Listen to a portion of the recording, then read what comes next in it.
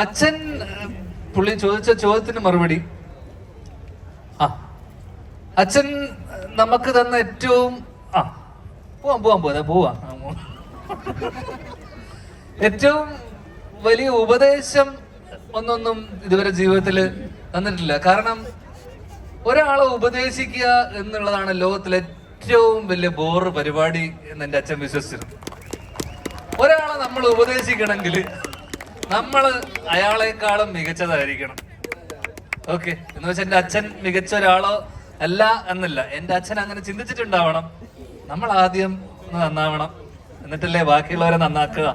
അതുകൊണ്ട് തന്നെ ഇതുവരെ ഒന്നും ഉപദേശിച്ചില്ല. ഇത് പുള്ളിനോട് തമിഴ് പറഞ്ഞു കൊടുത്തേ. ഭാവന വന്നു, കാണട്ടെ. ഒരു ക്വസ്റ്റ്യനോടുണ്ട്. മോന്റെ ക്വസ്റ്റ്യൻ എന്ന് പറഞ്ഞു. ഉറങ്ങി വർഷങ്ങൾക്ക് ശേഷം മൂവിയില് ധ്യാൻ ചേട്ടന്റെ പെർഫോമൻസിനെ ധ്യാൻ ചേട്ടൻ എങ്ങനെ വിലയിരുത്തുന്നു? അത്രയൊന്നും അവൻ ചോദിച്ചിട്ടില്ല. അത് പിന്നെ കൊളോക്കിയലായിട്ട് വിലയിരുത്തണ്ട മോനെ. നീ എന്താ ചോദിച്ചേ? പക്ഷെ എന്തിനാ ചെയ്തേന്നല്ലേ അങ്ങനൊരു പടം. അങ്ങനെ പറ. എന്റെ ചേട്ടനെ അത് ഡയറക്റ്റ് ചെയ്ത് അറിയില്ലേ? അറിയാമോ? പുള്ളി വിളിച്ചു, മറ്റേ ലൂസിഫറിൽ പറയുന്ന പോലെ എന്റെ ഏട്ടനെ എന്നെ വിളിച്ചേ. லேசா லேசான்னு ஒரு தமிழ் படம் பாத்திருக்கீங்களா? உங்க ஃபாதரோட மிகப்பெரிய காமெடி அதுல இருக்கும். அது நீங்க பாத்திருக்கீங்களான்னு தெரியல. ஃபிலிம் நேம் லேசா லேசா. அதுல क्वेश्चन கேட்பாங்க, இந்த வேலை பண்ணிட்டியாப்பான்னு கேட்டா அதுக்கு முன்னாடி தான் நீ அந்த வேலை கொடுத்துட்ட, அந்த வேலை பண்ணிட்டியாப்பா அதுக்கு முன்னாடி தான் இந்த வேலை கொடுத்துட்டேன்னு கடைசி வரைக்கும் எந்த வேலையும் நடந்திருக்காது. சோ ഉങ്ങളുടെ കേൾക്കുന്ന ഒരു ക്വസ്റ്റ്യൻ. അല്ല, പുള്ളി മലയാളം കണ്ടിരുന്നെങ്കിൽ ചിലപ്പോ അച്ഛനെ വെറുത്തു പോയനെ. ചിലർക്ക് ശരിയാവും, അച്ഛൻ ശരിയായില്ല. ഇനി അടുത്ത ചോദ്യം. ആ പടം ഞാൻ കണ്ടിട്ടില്ല, കാരണം ഞാൻ ആ ഷൂട്ടിന്റെ സമയത്ത് ഞാൻ അവിടെ ഉണ്ടായിരുന്നു. കാരണം ഇന്ന് ഭാവനനെ കാണുന്ന പോലെ അന്ന് ട്രിഷയെ കാണണം ഒരു ആഗ്രഹത്തിന്റെ പുറത്ത്. കാരണം അന്ന് ട്രിഷ ആദ്യത്തെ സിനിമയാണത്. പക്ഷെ ട്രിഷ അതിനു മുന്നേ കുറെ പരസ്യങ്ങളിലൊക്കെ ഭയങ്കര പോപ്പുലർ ആയി നിന്നൊരു സമയം. അപ്പൊ അങ്ങനെ കഴിഞ്ഞ സൗദി അറേബ്യ മ്യൂസിയം കഥകളൊക്കെ ഒരുപാട് കഥ പറയാനുണ്ടോ?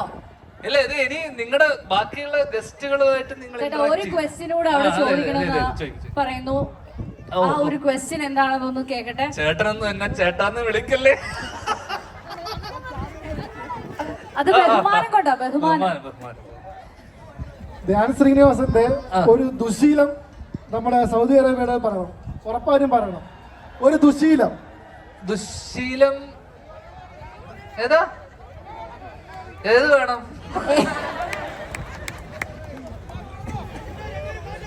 അതൊക്കെ നമ്മുടെ നേരത്തെ ഏതോ സിനിമയിൽ പറഞ്ഞ പോലെ അതെന്റെ ദുശീലല്ല, അതെന്റെ മറ്റേ എന്താ പറയാ ശീലങ്ങളാന്ന് പറഞ്ഞ പോലെ. അങ്ങനെ ദുശീലങ്ങളായിട്ടൊന്നുമില്ല. വല്ലപ്പോഴും വലിക്കും, മദ്യപിക്കും, പിന്നെ എന്തൊക്കെയുണ്ടോ അതൊക്കെ തന്നെ.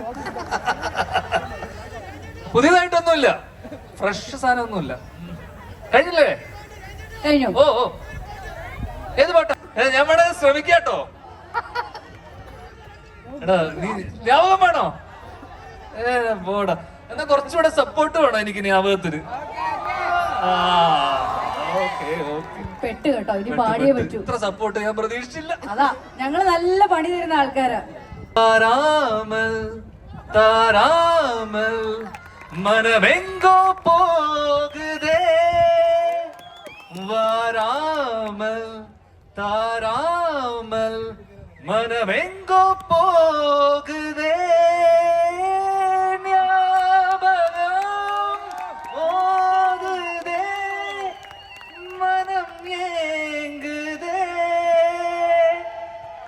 Thank you.